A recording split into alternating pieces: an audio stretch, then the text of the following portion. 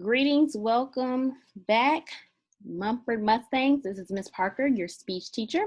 I hope you are having an awesome and wonderful day. I'm excited. We are about to move forward with our Speaking to Persuade units. Again, Unit 5, coming from Chapter 11. Just to remind you, things to think about, our objectives of this unit is to be able to describe the difference between informative and persuasive speaking, the characteristics of different audience types, and the most effective strategies to use to persuade those different audiences, which we have already covered. And then we're also going to discuss identifying and understanding ways to build prestige, being a responsible persuader, and using evidence and reasoning together to create logical, persuasive presentations. Without further ado, let's get straight into it. Today, we're talking about being logical and having the logical, persuasive tools in your toolkit in order to persuade someone, all right? And so you have to have evidence and reasoning.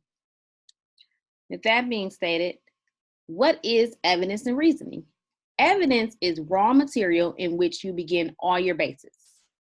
And then reasoning is a process of putting raw material together into a logical argument.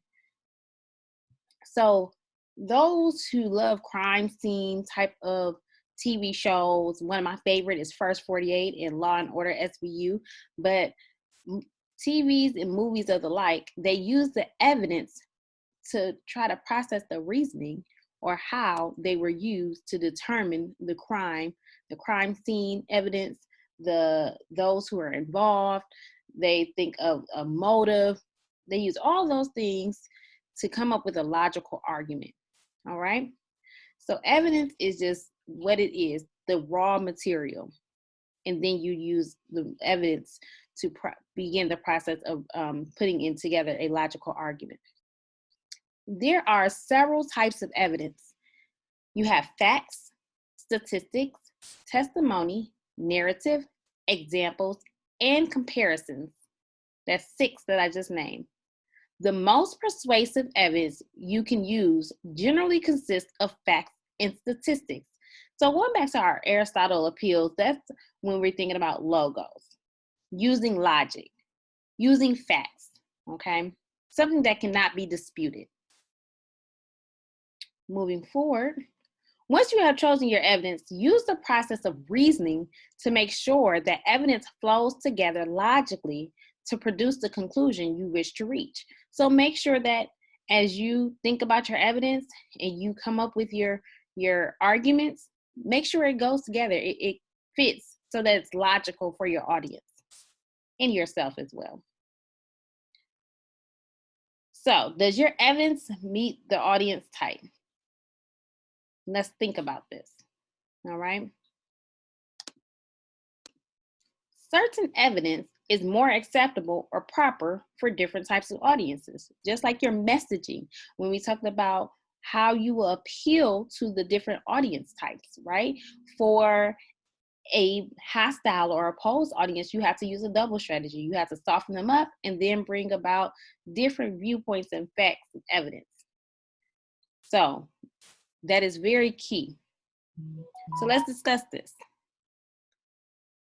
We have audience, the type of audience, and the kind of evidence that you should utilize to create your persuasive speech.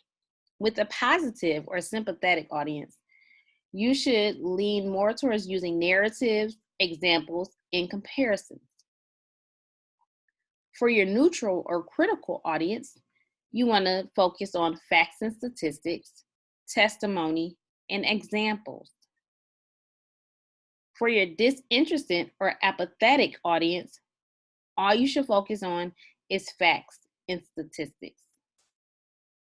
Lastly, your hostile and opposed audience, there are a number of evidence you should focus on, which includes narrative, facts and statistics, examples, and comparisons. Now, let's kind of dig into this a little bit, all right? For your passive audience, you probably don't need to share facts and statistics because they're already on your side. So continuing to have them be a cheerleader for you, you should think about narratives, examples, because those are going to things that are going to bring them and reel them in even more. You're neutral or critical, right? They really don't know much about your topic. So you definitely want to make sure that you provide them facts and statistics. Testimonies and examples will help pull on their heartstrings as well. With your disinterested and apathetic, those are the ones that know about the topic, or they may not know as much, but they really don't care. So you pull them in strictly on facts and statistics, and then, of course, using those to make them become interested. And lastly, you're hostile and opposed. You have to use all type of ways to get them in. Definitely heavy with your facts and statistics. Comparisons are key as well. And examples and narrative can also be helpful. This right here will truly assist you in composing your persuasive speech. Please make sure that you have this down in your notes. This concludes our presentation for the day. If you have any questions, please feel free to reach out to me, Ms. Parker. You know, you have the Teams chat, you have Schoology messages, email, of course, office hours that are already scheduled, or if you need to make an appointment, I am available. This is going to be very key. All of this information that you're learning is going to be very key for your persuasive speech. So please make sure that you have a full understanding, and if you don't, ask questions. Please continue on with your check for understanding. And that is all for today. Have a wonderful day.